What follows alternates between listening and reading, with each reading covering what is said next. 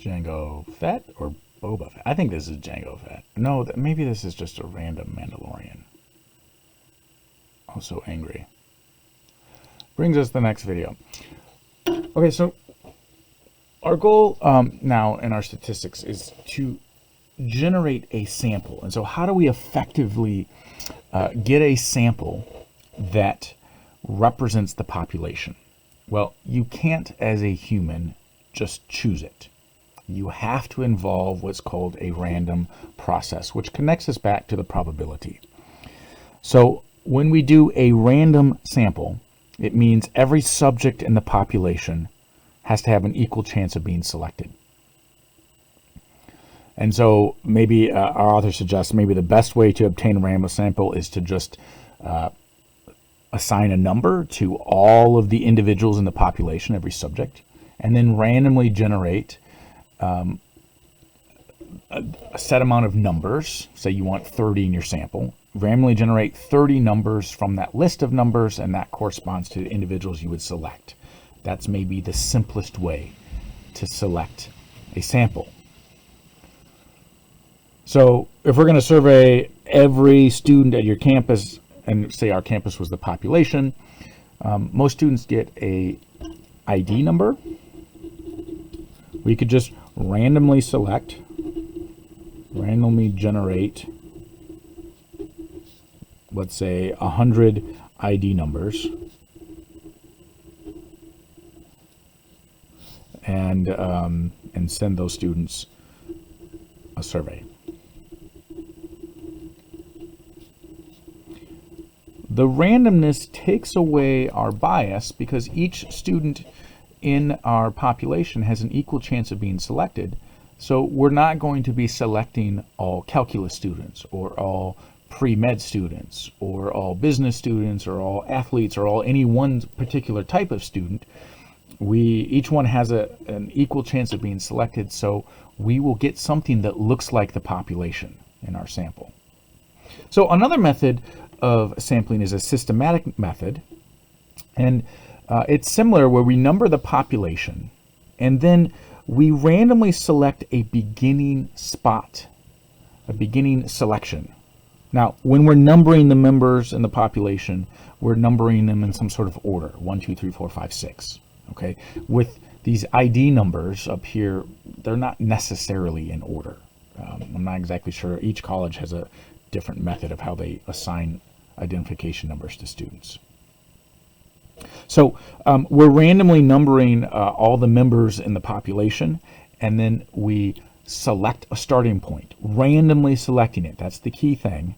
And then we select every kth individual after that. So say we have 1 million individuals in our population. We start at the 10,000th place and we select every 50th person in the sample. That would be an example. Similar thing here. Another method called the stratified sample is where we group the population by a particular characteristic. So our author is talking about if we're looking at schools, we could group the students by type of school. So like a public school, a private school, group them by size. If you're looking at individuals, you can group them by age.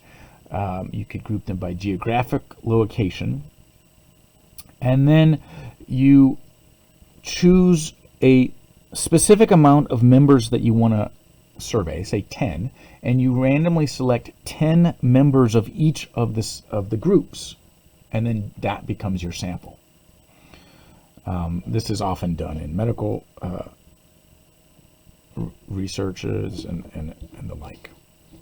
A very similar type of sampling method is the cluster sample. And again, we create groups. This is often done with geographic location. So we group members of the population by characteristic.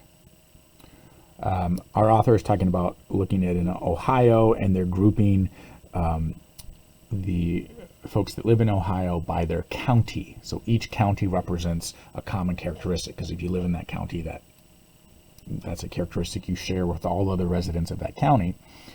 And then you randomly pick the counties and you collect data from everyone in the county.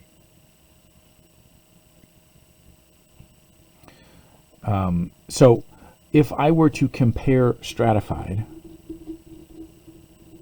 with cluster, here, if I were to use two words, I would say I'm selecting some from all groups. If I were using words here, I would say I'm collecting all members from some groups. That's the key difference between these two types of sampling. So let's look at, our author gives us a couple examples, and this is maybe how you'll encounter questions on the worksheets and exams, where a type of sampling method has been employed and your job is to identify which of the four has happened. Is it just some random process? Was it a systematic process? Was it a stratified sampling process? Or was it a cluster sampling process?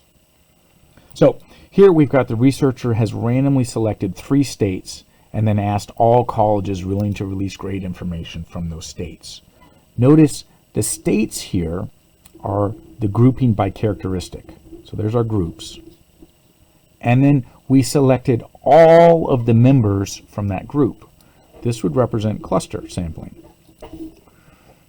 The groups, presumably here, there's 50 groups in the United States, and we're selecting all of the colleges within those groupings.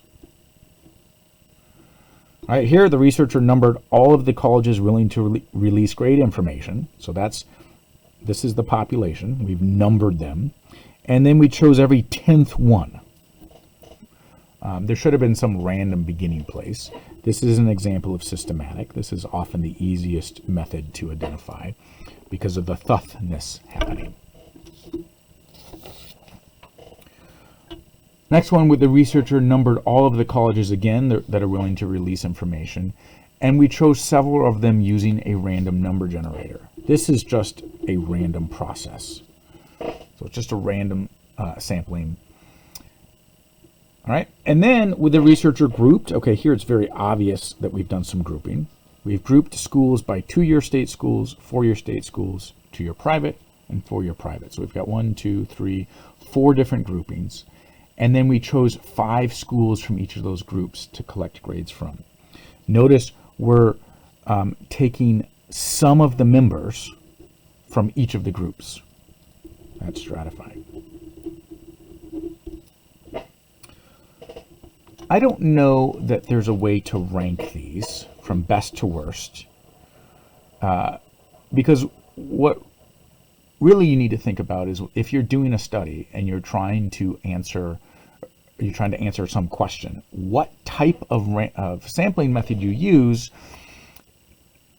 and whether it is the best method is going to be determined by how much resources do you have, so time and money.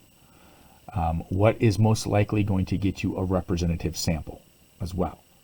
So it's going to be dependent on the situation, not that any one of these is better than any other one.